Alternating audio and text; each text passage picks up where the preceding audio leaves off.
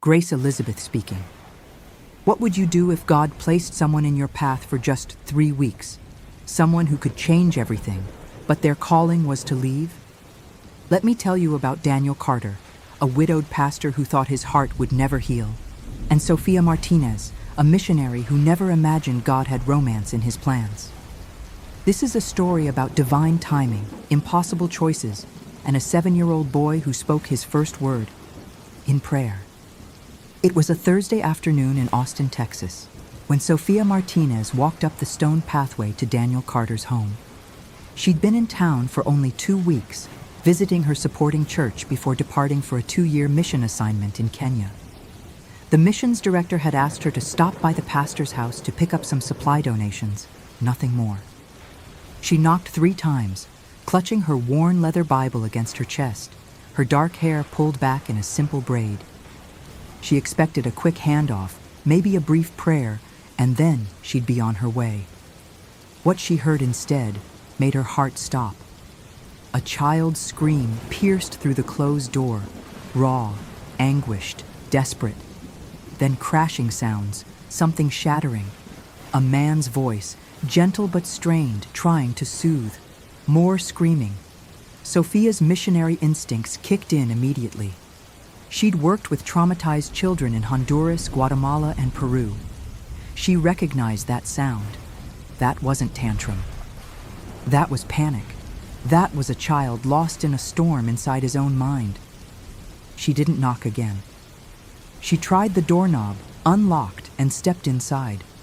The living room was a battlefield, toys scattered everywhere, a lamp overturned, cushions thrown from the couch. And in the center of it all, a small boy with dark curls rocked violently back and forth on the floor, hands pressed over his ears, eyes squeezed shut, screaming with everything in him. Kneeling beside him was a man in his mid-30s, dressed in jeans and a button-down shirt with rolled-up sleeves. His eyes were red-rimmed with exhaustion and something deeper, a grief that had settled into his bones. He looked up when Sofia entered, startled, but too depleted to even question her presence. "I'm Sofia," she said softly, setting her Bible on the entry table. From the missions team, the door was open. "Can I help?" Daniel Carter opened his mouth to respond, but another scream from his son Miguel cut him off. The boy was now hitting his head against his knees, a self-soothing behavior that clearly terrified his father. "He's been like this for an hour," Daniel said, his voice cracking. "I don't know what triggered it. I don't know how to reach him. I never know how to reach him." Sofia knelt down slowly, several feet away from Miguel, giving him space. She'd learned long ago that children with autism often needed distance before they could accept closeness. She didn't speak. She didn't touch him. She simply began to hum, a soft, melodic worship song in Spanish, one she'd learned from the children in her mission field. Daniel watched, holding his breath. Miguel's screaming didn't stop immediately, but something shifted. His rocking slowed, just slightly. His hands pressed harder against his ears, but the violence in his movements decreased. Sofia continued humming, her voice steady and low. Then, barely above a whisper, she began to pray. Not in English, in Spanish. The words flowed like water, gentle and persistent. "Señor Jesús, toca a este niño. Llena este lugar con tu paz, que sienta tu amor." And then something impossible happened. Miguel's hands slowly lowered from his ears. His eyes, which had been squeezed shut, opened. He looked directly at Sofia, the first eye contact Daniel had seen his son make with anyone in weeks. And from Miguel's lips, in a voice so soft it was almost imagined, came a single word: "Amen." Daniel's entire body went rigid. His son, his 7-year-old son who had never spoken a single word in his entire life, who the doctors said might never speak, had just said, "Amen." Tears streamed down Daniel's face before he could stop them. He covered his mouth with his hand, his whole frame shaking. Sofia's eyes widened in wonder. She hadn't known. She'd simply been praying, doing what she always did. But now, seeing the boy's father's reaction, understanding flooded through her. Miguel's meltdown had completely subsided. He sat quietly now, his breathing evening out, his gaze fixed on Sofia with curious, peaceful eyes. Did he just... Daniel couldn't finish the sentence. He said amen, Sofia whispered, her own eyes filling with tears. He prayed with me. For a long moment, neither adult moved.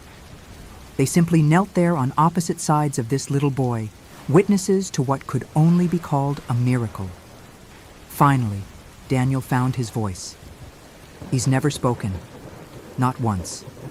The therapists, the specialists, they all said he might never... His voice broke again. Sofia reached out slowly, telegraphing her movement, and placed her hand gently on Miguel's shoulder. The boy didn't flinch, didn't pull away. Instead, he leaned slightly into her touch. "What's his name?" Sofia asked softly. "Miguel. Miguel Carter. And I'm Daniel, Pastor Daniel Carter, though right now I feel like I should be kneeling before you instead of God." Sofia smiled gently. "We should both be kneeling before God, Pastor. This wasn't me. This was him." Before we continue with what happened next, if you're enjoying this story, please hit that like button and subscribe to Divine Romance for more faith-filled love stories. And comment below, have you ever witnessed a miracle that left you speechless? I'd love to hear your stories. Daniel stood slowly, wiping his eyes with the back of his hand. "I'm sorry, I don't usually, it's just been..." He looked around at the disaster of his living room, then back at his son, who was now calm and simply sitting, looking at a toy car near his feet. "It's been a really hard 3 years." Sofia stood as well, giving Miguel space. 3 years? Since my wife Rebecca passed away. Cancer. Miguel was 4. He'd been developing normally until then, babbling, almost talking. But after she died, he just stopped, completely regressed. The doctors said the trauma combined with his autism just shut something down inside him. Daniel ran his hand through his dark hair, which Sofia noticed was prematurely touched with gray at the temples. "I've been praying every single day for God to help me reach him, to help him speak, to help him heal." He looked at Sofia with an intensity that made her breath catch. "And then you walked through my door, and within minutes..." He shook his head in amazement. "Who are you?" Sofia felt heat rise to her cheeks. "I'm nobody special, just a missionary. I work with children in Latin America, trauma survivors, orphans, kids who've been through unspeakable things. I've learned that sometimes they just need someone to meet them where they are, in their pain, without judgment or expectation." "You're leaving for Kenya, right? The missions director mentioned it." "Yes, in 3 weeks. I'll be gone for 2 years, working with an orphanage and church plant in Nairobi." Something flickered across Daniel's face. Disappointment, maybe, or something deeper, but he nodded. "Then I'm grateful God brought you here today, even if just for this moment." Miguel stood up suddenly and walked directly to Sofia. He took her hand, just took it, as naturally as any child would, and tugged her toward the hallway. "He wants to show you something," Daniel said, his voice filled with wonder. "He's never done that with anyone except me and his grandmother." Sofia allowed herself to be led down the hallway, with Daniel following behind. Miguel pulled her into his bedroom, a space filled with sensory toys, weighted blankets, and pictures of Bible stories on the walls. He pointed to his bed, where a worn children's Bible lay open. "You read to him from the Bible?" Sofia asked Daniel. "Every night. It's part of our routine. He can't tell me if he understands, but he seems calm when I read to him. I've been going through the Psalms lately." Miguel climbed onto his bed and patted the space next to him, looking at Sofia expectantly. "I think he wants you to read to him," Daniel said softly. Sofia glanced at Daniel, who nodded his encouragement. She sat carefully on the edge of Miguel's bed. The boy immediately scooted closer and laid his head against her arm, a gesture of trust that stunned both adults. Sofia picked up the children's Bible and began to read. The Lord is my shepherd, I shall not want. He makes me lie down in green pastures. Miguel's eyes drifted closed, his breathing slow and peaceful. By the time Sofia finished Psalm 23, he was asleep. She stood carefully, and Daniel helped her ease Miguel fully onto the bed, covering him with his weighted blanket. They tiptoed out of the room together. Back in the living room, Daniel began picking up the scattered toys and righting the overturned furniture. Sofia automatically began to help. "You don't have to do that," Daniel said. "I know, but I want to." They worked in comfortable silence for a few minutes, restoring order to the chaos. Finally, Daniel spoke. "Can I ask you something? And please be honest. Have you ever seen anything like what happened today?" Sofia paused, holding a stack of picture books. "I've seen children respond to prayer in beautiful ways, yes. But a nonverbal child speaking his first word? No. That was God making his presence known." "I felt it too," Daniel admitted. "When Miguel said amen, it was like God was speaking directly to my heart, like he was saying..." He stopped abruptly, his expression conflicted. "Saying what?" Sofia prompted gently. Daniel met her eyes. "That you're the answer to my prayers, which makes no sense because you're leaving in 3 weeks for 2 years, and I shouldn't even be thinking..." He caught himself again. "I'm sorry. You came here to pick up donations for your mission, and instead you got pulled into our chaos." "Please don't apologize," Sofia said. "I've been on the mission field for 8 years. I've learned that divine appointments rarely happen on our schedule. They happen on God's." Daniel managed a small smile. "You sound like a woman of deep faith." "I try to be, though I'll admit, today tested even my understanding of God's timing." She set down the books and turned to face him fully. "Pastor Daniel, can I be honest with you? Please." When I walked through that door and saw Miguel in distress, something happened in my heart that I've never experienced before. I've worked with hundreds of hurting children over the years, and I love them all. But with Miguel, she searched for the right words. It was different. It was like God highlighted him in my heart and said, "Pay attention." And then when he spoke, her voice caught. I felt God's presence so strongly that I knew, beyond any doubt, that I was exactly where I was supposed to be in that moment. Daniel's eyes searched hers. "What do you think it means?" "I don't know. But I've learned not to ignore it when God speaks that clearly." They stood there, 2 strangers who felt inexplicably connected, trying to understand what God was doing. Finally, Daniel said, "The donations I have for you are in the garage. But would you consider coming back? Maybe tomorrow? Miguel's therapist canceled, and I think it would help him to see you again. He's never responded to anyone the way he responded to you."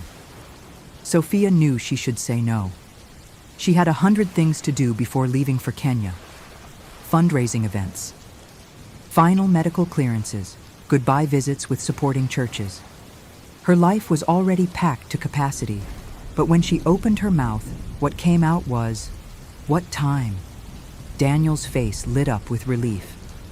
"Is 10 too early?" 10 is perfect." As Sofia left that afternoon, carrying boxes of medical supplies and children's books for her mission, she felt something unfamiliar stirring in her heart. For 8 years, she'd been single-mindedly focused on God's calling to missions. She dated briefly in college before fully committing to missionary work, but nothing serious. She'd convinced herself that romantic love was for other people whose calling allowed for it. Her calling required sacrifice, including the sacrifice of a family of her own. But now, driving away from Daniel Carter's home with the memory of Miguel's first word echoing in her mind, she felt something shifting, and it terrified her. That night, Daniel sat in his home office after putting Miguel to bed, a process that had been surprisingly smooth, another small miracle. He opened his journal, something his grief counselor had encouraged him to maintain after Rebecca died. He wrote, "Today, 3 years after I buried my wife, and 2 years after I stopped believing my prayers for Miguel were being heard, God showed up in my living room. He showed up in the form of a missionary with dark eyes and a gentle spirit who made my son speak for the first time in his life. I don't know what this means. I don't know why God would introduce me to someone who's about to leave for 2 years. But I know what I felt when I saw her praying with Miguel. I felt hope for the first time since Rebecca died. And I felt something else, something I have no right to feel after knowing someone for 2 hours. I felt like I was looking at my future. He closed the journal and dropped his head into his hands. God, I don't understand your timing, but I'm listening. Show me what you want me to do. The next morning, Sofia arrived at Daniel's house at exactly 10 o'clock. She'd barely slept, spending most of the night in prayer, asking God for clarity.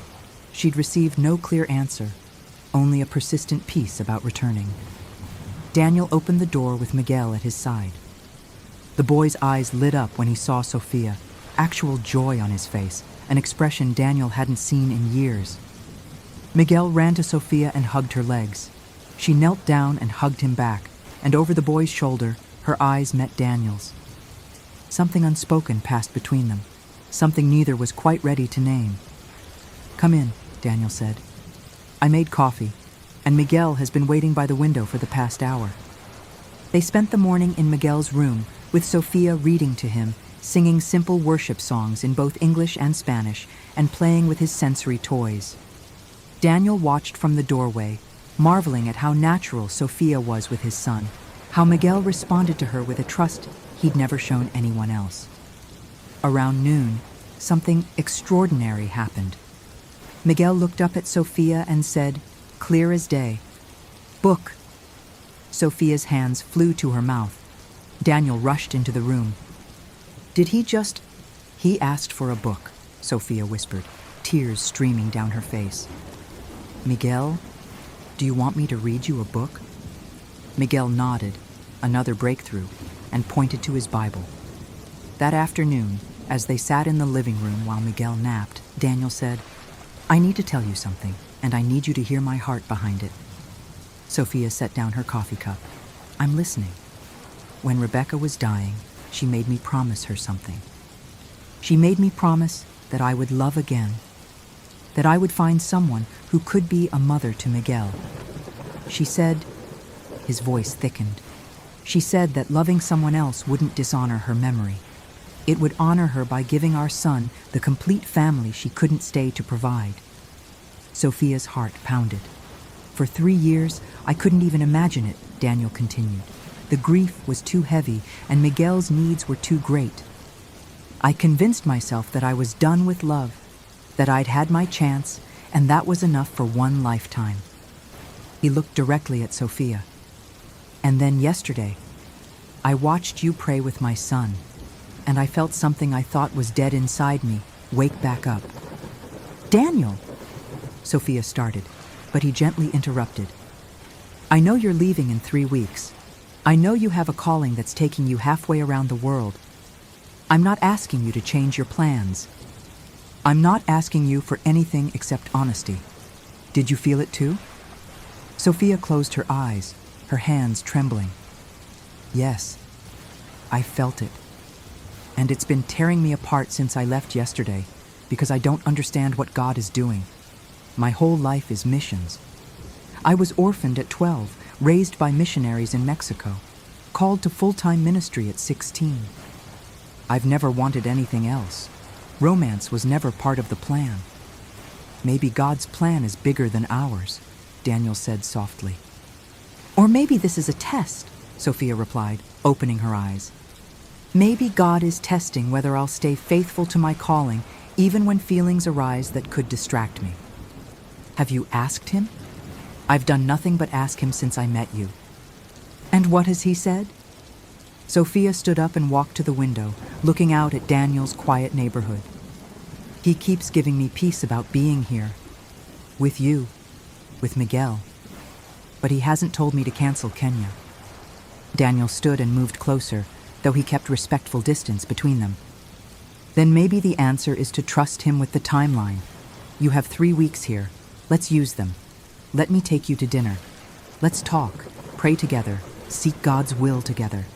And if at the end of 3 weeks, God's answer is still Kenya with no change to the plan, then we'll trust that whatever this is, it's something He'll work out in His timing. Sofia turned to face him. And if we spend 3 weeks growing closer, only to be separated for 2 years, how will that not feel like torture?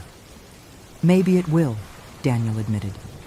Or maybe it will feel like Abraham being asked to sacrifice Isaac, God testing our willingness to surrender what we love most, only to provide a ram in the thicket at the last moment. That's a big maybe. Faith usually is. Sofia studied his face. The honesty there, the hope mixed with caution, the grief he'd survived that had carved depth into his character. If we do this, we do it intentionally. We pray every step. We involve your church leadership for accountability. We honor God in every single interaction. Absolutely. And we protect Miguel above everything else. If this doesn't work out, I won't be just another loss in his life. Agreed. Sofia took a deep breath.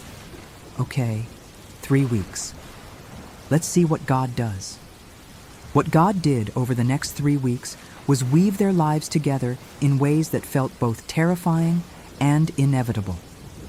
Daniel introduced Sofia to his congregation at Grace Community Church, where she was welcomed with the warmth Texas churches are known for. She shared about her mission work during a Sunday service, and the church's excitement about supporting her was palpable. But something else was palpable too, the way Daniel looked at her when she spoke, and the way several wise older women in the congregation noticed and began praying. Daniel took Sofia to dinner the following Tuesday at a small Italian restaurant downtown. They talked for 3 hours, sharing their stories, their faith journeys, their dreams and fears. Sofia told him about losing her parents in a bus accident in Mexico, about the missionary couple who adopted her, about feeling called to serve the most vulnerable children in the world.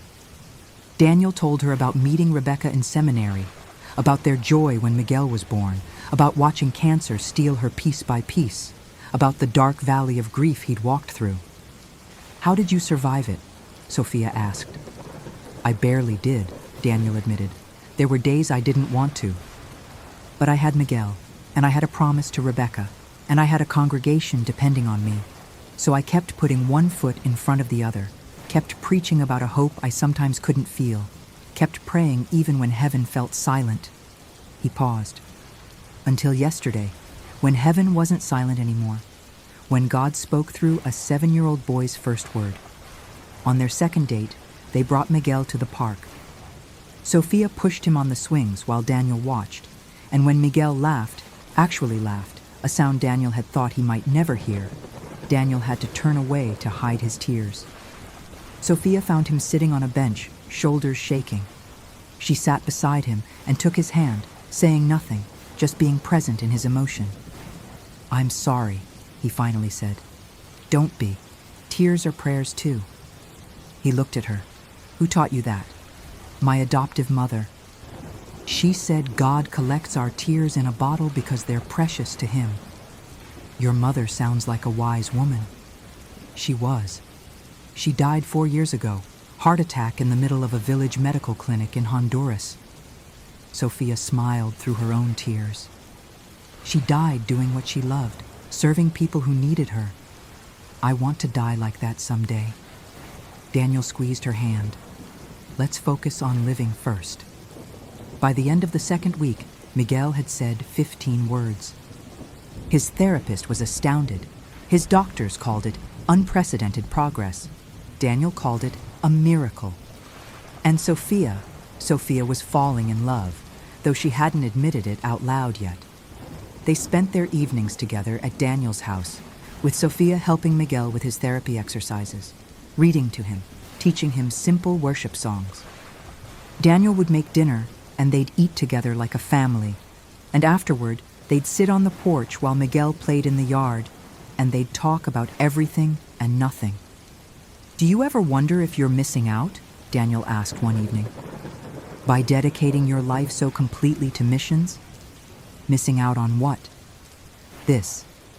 Family, a home, roots. Sofia considered the question carefully.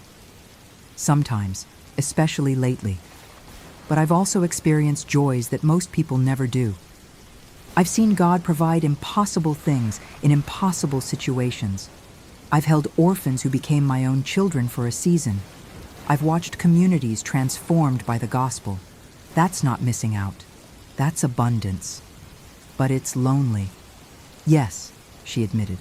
It's very lonely, especially at night, in whatever small room I'm staying in, when the work is done and it's just me and God. I've learned to embrace that loneliness, to see it as refining rather than punishing.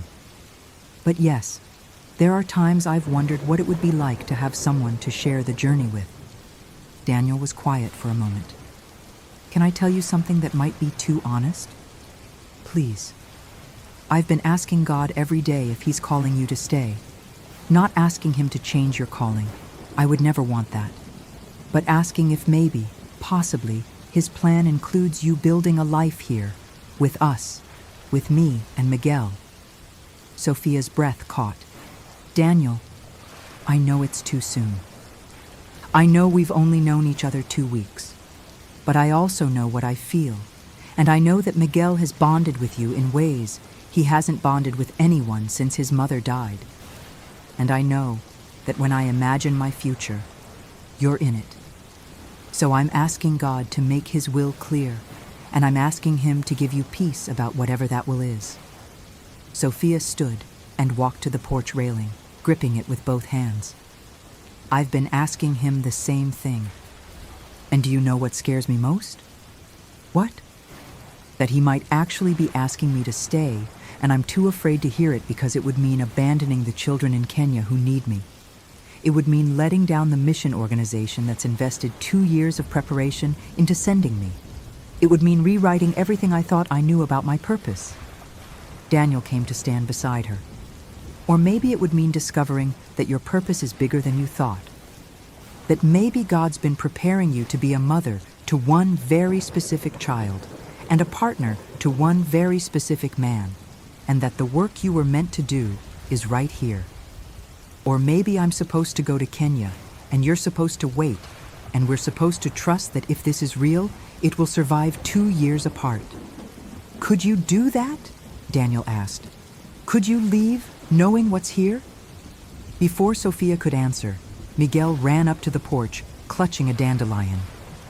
He handed it to Sofia and said, clear as a bell, for you. Both adults froze. 3 words.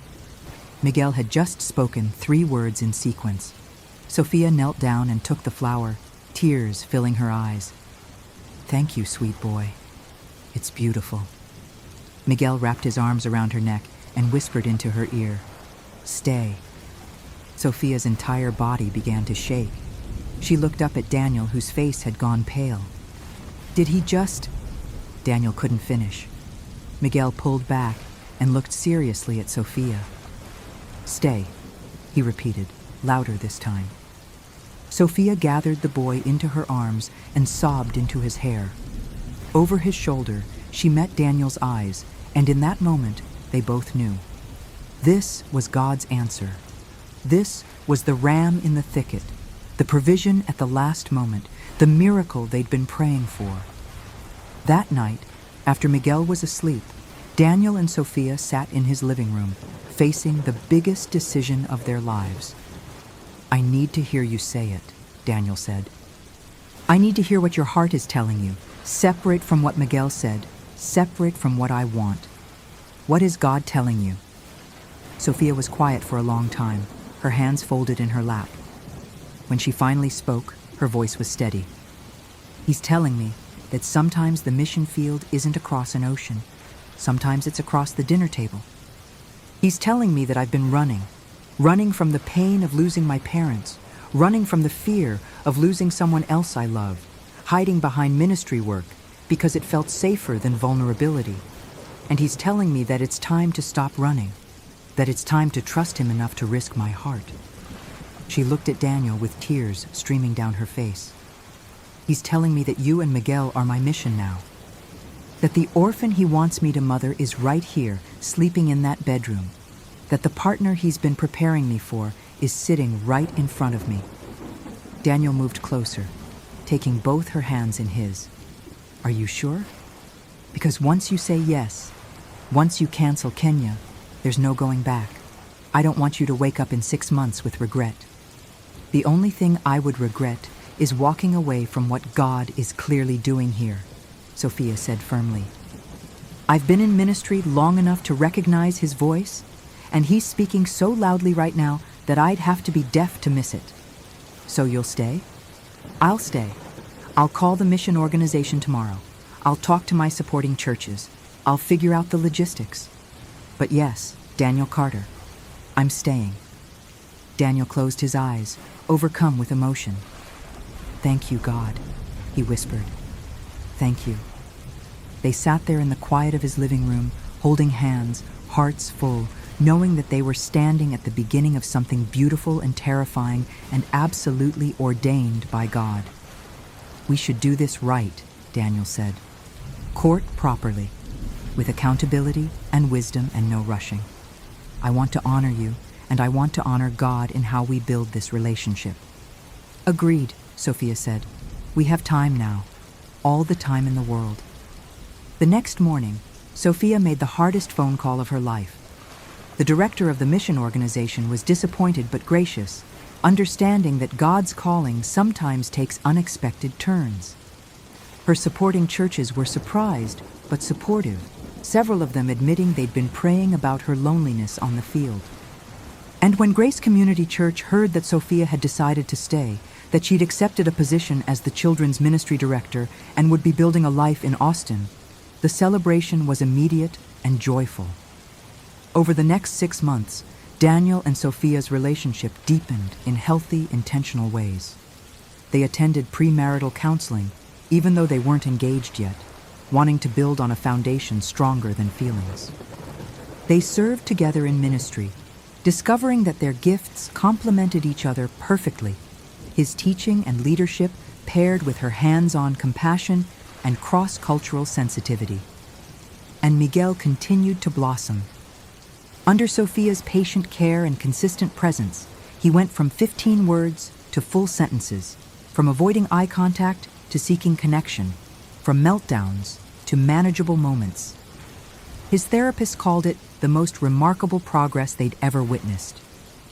Daniel and Sofia called it what it was, God's continued healing in a little boy's life. On a Sunday evening in March, exactly 9 months after Sofia first walked through Daniel's door, he took her to the park where they'd had their second date. Miguel was with his grandmother for the evening, giving them rare time alone. They walked to the same bench where Sofia had comforted Daniel through his tears, where he'd first admitted his feelings for her. The sun was setting, painting the Texas sky in shades of orange and pink. Daniel turned to Sofia and took both her hands. Do you remember what I said that day on this bench? That I wanted to focus on living? I remember. I've spent the last 9 months doing exactly that, living fully for the first time since Rebecca died, laughing again, hoping again, dreaming about the future instead of just surviving the present. And all of that is because of you. Because you were brave enough to walk through my door when you heard a child in distress. Because you were faithful enough to follow God's voice even when it meant changing everything you'd planned. He released one of her hands and reached into his pocket. Sofia Maria Martinez, I'm not asking you to be just my wife. I'm asking you to be Miguel's mother, to continue the miracle God started in his life. I'm asking you to be my partner in ministry, to build a life of service together. I'm asking you to be the answer to prayers I didn't even know how to pray. He opened a small velvet box, revealing a simple but beautiful diamond ring. Will you marry me? Sofia didn't hesitate. Yes, 1,000 times yes. As Daniel slipped the ring on her finger, they both felt it, that same overwhelming presence of God that had filled the room the day Miguel first spoke, the undeniable certainty that they were exactly where they were meant to be. They married 4 months later in Grace Community Church, with Miguel serving as the ring bearer. He walked down the aisle confidently, speaking his part clearly. I give these rings to my dad and my new mom. There wasn't a dry eye in the sanctuary. During their vows, Daniel said, "You came into our lives for 3 weeks, and you changed everything. You showed me that God's timing is perfect, even when it makes no sense. You showed Miguel that he has a voice worth hearing. And you showed me that my heart was capable of loving again." Sofia responded, "You taught me that home isn't a place, it's people. You taught me that sometimes the greatest adventure is the one you never planned. And you taught me that God's calling doesn't always look like what we expect, but it's always exactly what we need." When they kissed, Miguel clapped enthusiastically, and the congregation erupted in applause and celebration. 2 years later, Sofia stood in the nursery of their expanded home, holding their newborn daughter, Grace Rebecca Carter, named for the child who would have been if Sofia had gone to Kenya, and for the woman whose blessing from heaven had made this family possible. Miguel, now 9 years old and thriving in mainstream school with support services, peeked into the nursery. "Is she sleeping?" he asked in a whisper. "Yes, she is," Sofia whispered back. "Come meet your little sister." Miguel tiptoed over and looked down at the baby with wonder. "She's so small." "You were that small once?" "Really?" "Really. And your daddy and I are going to love her just as much as we love you." "That's a lot of love," Miguel said seriously. Sofia laughed softly. "Yes, it is. It's more love than I ever imagined my heart could hold." That evening, after Miguel was in bed and baby Grace was finally settled, Sofia and Daniel sat together on their porch swing, the same spot where they'd had so many pivotal conversations during those first 3 weeks. "Do you ever think about Kenya?" Daniel asked, his arm around her shoulders. "About what your life would have been like if you'd gone?" Sofia considered the question. "Sometimes, but not with regret. I think about the children there, and I pray for them, and our church now supports 3 missionaries in that exact orphanage, so the work is still being done, just not by me. God had a different plan." "God had a better plan," Sofia corrected. "Not better because it was easier or more comfortable, but better because it was specifically designed for me, for you, for Miguel, for our family. I spent 8 years serving orphans around the world, and God honored that. But then he said, 'Now I want you to serve this one orphan, right here, who lost his mother and needed you specifically.' Miguel wasn't technically an orphan. He was orphaned by grief, same result. And God knew that what he needed wasn't just any caretaker or therapist. He needed a mother who understood trauma, who spoke the language of wounded children, who could reach him in his silent place." Sofia paused. "God spent 8 years training me for Miguel. I just didn't know it." Daniel kissed the top of her head. "I love how you see God's hand in everything." "How can I not? When I look at our story, at the impossible timing, at Miguel's breakthrough, at how everything fell into place, I can't see anything except God's fingerprints all over it." They sat in comfortable silence, watching the stars come out over their quiet Austin neighborhood, listening to the sound of their children sleeping peacefully inside. "You know what Miguel told me today?" Daniel said. "What?" "He said he's been praying for baby Grace to have a baby brother next, so he can teach him things." Sofia laughed. "One thing at a time, Pastor Carter. Just passing along the prayer request." Inside the house, baby Grace began to fuss. Sofia stood to go to her, but Daniel caught her hand. "Wait, before you go, I need to say something." "What is it?" "Thank you. Thank you for walking through that door 3 years ago. Thank you for being brave enough to stay. Thank you for loving my son like he's your own. Thank you for choosing this life with us when you could have chosen adventure across the world." Sofia's eyes filled with tears. "Daniel, don't you see? This is the adventure. This messy, beautiful, impossible life we're building together. This is the greatest adventure I could ever have. I didn't give up my dreams. God just showed me that my dreams were too small." She kissed him softly, and then headed inside to comfort their daughter, leaving Daniel on the porch swing with tears of gratitude streaming down his face. 5 years after that first Thursday afternoon, Sofia stood at the front of Grace Community Church during a special service. She was sharing her testimony with a group of young women who were considering missionary work. "Let me tell you something I wish someone had told me when I was your age," she began. "God's calling on your life is not a single destination. It's a journey. I thought my calling was Africa. I had it all planned out. 2 years in Kenya, then maybe South America again, maybe Asia after that.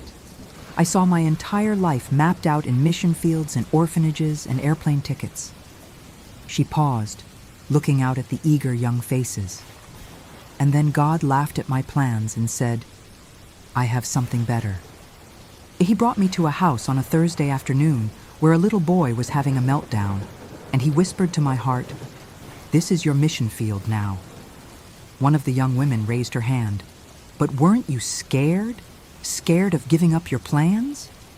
"Terrified," Sofia admitted. "I thought I was walking away from my purpose. But here's what I learned. God doesn't call us to a location. He calls us to obedience. Sometimes that obedience looks like getting on a plane to Africa. Sometimes it looks like staying put and building a family. Both are equally valuable in God's eyes. Both are ministry." Another young woman spoke up. "How did you know it was really God's voice and not just your emotions?" Sofia smiled. "That's the question I wrestled with for 3 weeks.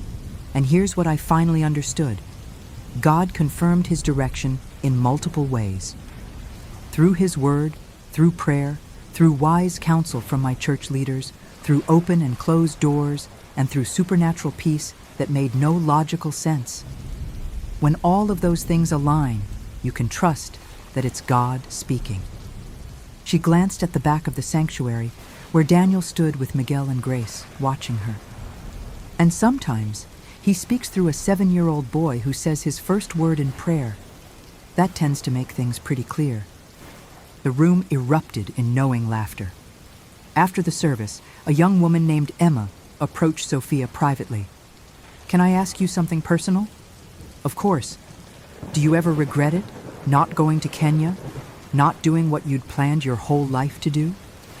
Sofia took both of Emma's hands. "Let me tell you what I do instead of regret.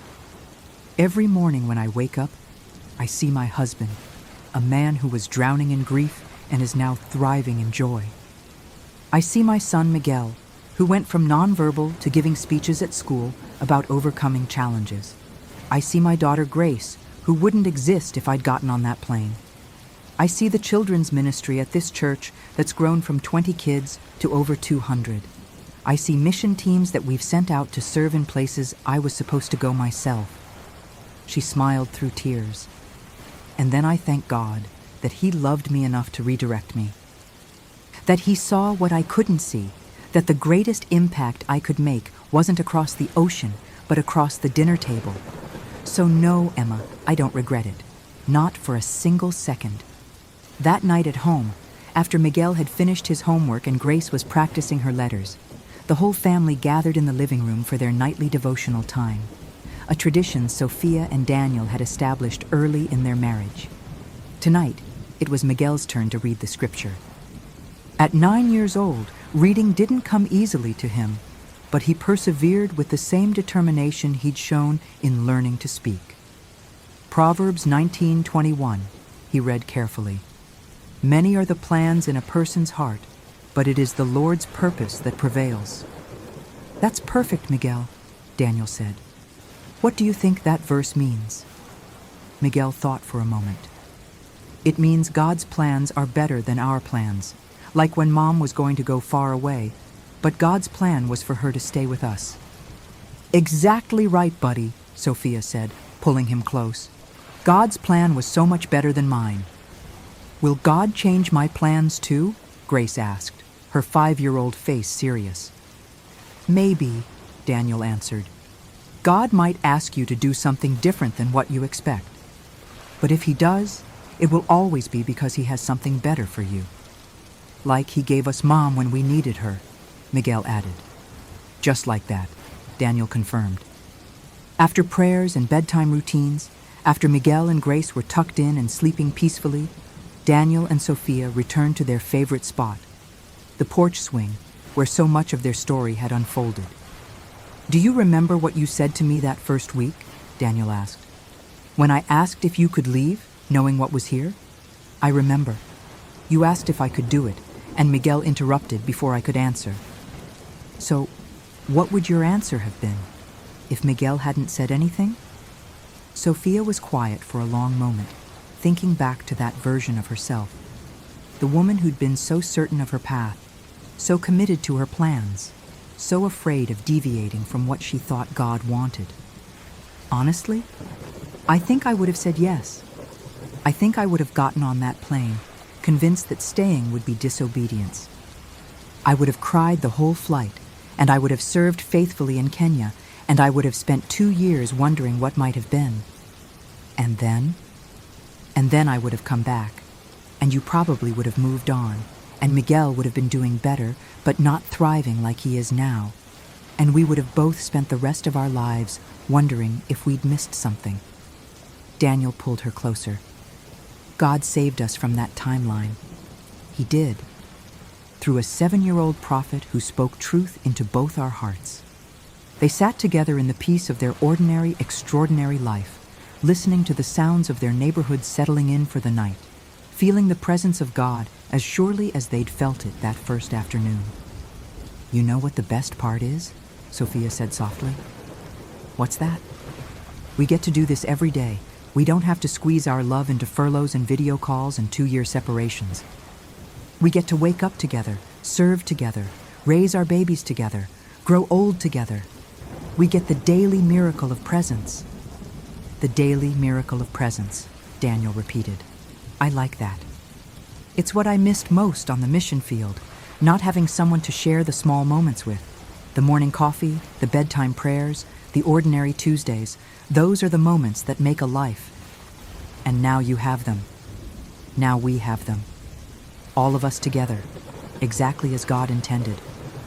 Inside the house, they heard Miguel's voice calling out, "Dad! Mom! Grace had a bad dream." Sofia started to stand, but Daniel pulled her back for one more moment. "Before we go be parents again, I need to tell you something. Every single day, I thank God for that Thursday afternoon, for your obedience in walking through my door, for your courage in staying, for your love that healed my son and restored my heart. You are the greatest gift God ever gave me besides salvation itself." "And you," Sofia said, cupping his face in her hands, "showed me that home isn't a place you return to. It's a person you choose to build a life with. You taught me that ministry isn't measured in miles traveled, but in lives touched. You gave me a family I never knew I was allowed to want." They kissed, long and sweet, before heading inside together to comfort their daughter. Two people who'd found each other in the most unexpected way, living proof that God's plans are always, always better than our own. Years later, when people would ask Sofia about her decision to stay instead of going to Kenya, she would tell them about Miguel's first word, about kneeling on a stranger's floor and hearing Amen from lips that had never spoken, about recognizing God's voice in the most unlikely moment. But what she wouldn't always tell them, what she kept as a treasure in her heart, was the deeper truth she'd learned through it all. That sometimes the most radical obedience isn't going. Sometimes it's staying. Sometimes the bravest thing you can do is release the plans you've held on to for years and trust God enough to write a completely different story. Sometimes the mission field isn't across an ocean. Sometimes it's across the breakfast table, in the carpool line, at the bedside of a child who needs you, in the arms of a man who loves you, in the ordinary, extraordinary miracle of building a life together. And sometimes, when you're brave enough to surrender your plans and follow God's voice into the unexpected, you discover that what you thought was sacrifice was actually an invitation to something more beautiful than you could have ever imagined. Sofia Martinez had planned to save the world. Instead, God asked her to save one little boy. And in doing so, she found her own salvation too.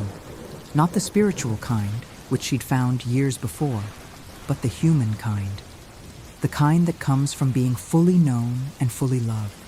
The kind that comes from building a life that matters in the quiet, faithful, daily ways. That Thursday afternoon when she walked through Daniel Carter's door, she thought she was just picking up donations. She had no idea she was walking into her destiny. But God knew. God always knows. And sometimes, if we're brave enough to listen, He'll interrupt our carefully laid plans and replace them with something infinitely better. Something that looks less like adventure and more like home. Less like sacrifice and more like abundance. Less like what we thought we wanted and more like everything we never knew we needed.